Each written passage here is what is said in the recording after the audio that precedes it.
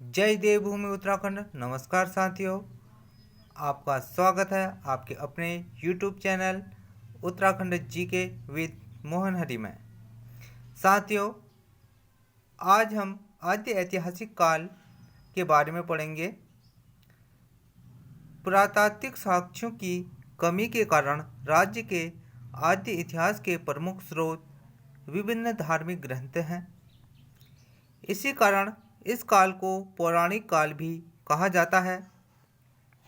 इस काल के महत्वपूर्ण तथ्य निम्नलिखित हैं।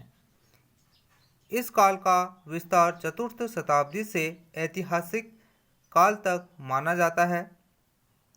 इस युग के लोगों को लौह, ताम्र, धातुओं, कृषि, पशुपालन तथा ग्रामीण नगरीय सभ्यता से परिचित होने के साक्ष्य मिलते हैं।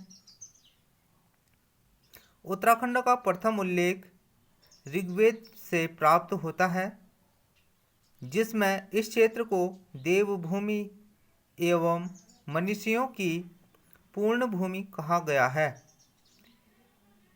ऐतरेय ब्राह्मण में यहाँ उत्तर कुरुओं का निवास होने के साक्ष्य मिलते हैं, जिस कारण इस क्षेत्र के लिए उत्तर कुरु शब्द का प्रयोग किया गया है।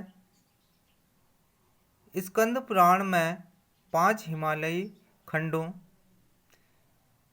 नेपाल, मानस खंड, केदार खंड, जालंधर खंड एवं कश्मीर का उल्लेख है।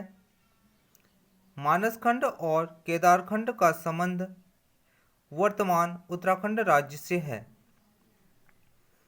स्कंद पुराण में माया क्षेत्र, हरिद्वार से हिमालय तक के विस्तृत क्षेत्र को केदार खंड, जिसे गढ़वाल कहा जाता है वर्तमान में, तथा नंदा देवी पर्वत से कालागिरी तक के क्षेत्र को मानसखंड, वर्तमान में कुमाऊं कहा जाता है।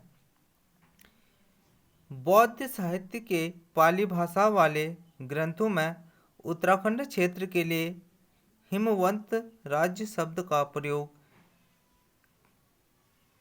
किया है। अगला, गढ़वाल क्षेत्र। गढ़वाल क्षेत्र वैदिक काल में इस क्षेत्र को हेमवंत, महाभारत में उत्तर कुरु तथा पुराण में केदारखंड कहा जाता था, जबकि पुराणोत्तर काल में इस क्षेत्र को केदार मंडल, बद्रिका क्षेत्र, तपोभूमि व किरात मंडल आदि नामों से जाना जाता था। कालांतर में इस क्षेत्र के 52 गढ़ों, पहाड़ी किलों को पंवार शासक अजयपाल द्वारा विजित कर लेने के कारण गढ़वाल नाम प्रयुक्त होने लगा। गढ़ों का निर्माण इस क्षेत्र की बहुत प्राचीन विशेषता रही है।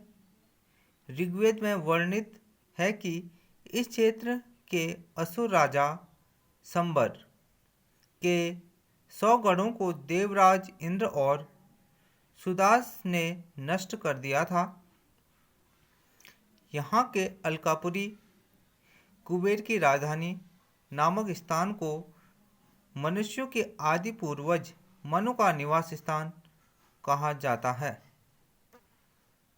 हरिराम धसमाना, भजन सिंह और डॉक्टर शिवानंद नौटियाल आदि इतिहासकारों का मत है कि ऋग्वेद में जिस सप्त सिंधु देश का उल्लेख है वह गढ़भूमि गढ़वाल ही है। इन इतिहासकारों का मानना है कि जो ऋग्वेद में सप्त सिंधु देश का उल्लेख किया गया है वो कौन सा है? गढ़भूमि यानी कि गढ़वाल ही है। ऋग्वेद में वर्णित सरस्वती नदी का संबंध भी यहीं से है। यहीं से है मतलब जो गढ़वाल क्षेत्र में सरस्वती नदी है, देवप्रयाग में राम का मंदिर है और ऐसी मान्यता है कि भगवान राम ने अंतिम समय यहीं तपस्या की थी। टिहरी गढ़वाल जिले में लक्ष्मण जी ने जिस स्थान पर तपस्या की थी तपोवन कहा जाता है। रामायण कालीन बाणासुर का भी राज्य इसी गढ़वाल क्षेत्र में था और इसकी राजधानी ज्योतिषपुर जोशीमठ थी। ठीक है। और जो एक बाणासुर का किला है वह चंपावत जिले के बिसुंग नामक स्थान पर है। और जो बाणासुर का राजधानी है वो कहाँ है? ज्योतिषपुर यानी कि जोशीमठ चमोली में है। ये दोनों क्वेश्चन बहुत ही कॉमन है जो पेपर में पूछे जाते हैं।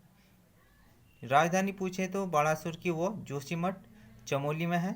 और बाणासुर का किला अगर ऑप्शन में चंपावत आता है, जोशीमठ नहीं आता है, तो बाणासुर का किला हम चंपावत जिले में लगा सकते हैं। यह ऑप्शन सही हो सकता है आपका। धन्यवाद दोस्तों, वीडियो को लास्ट तक देखें और इसे शेयर करें, लाइक करें और सब्सक्राइब करें। और इसमें कोई मिस्टेक होती है तो आप हमें कमेंट के माध्यम से बताएं। धन्यवाद।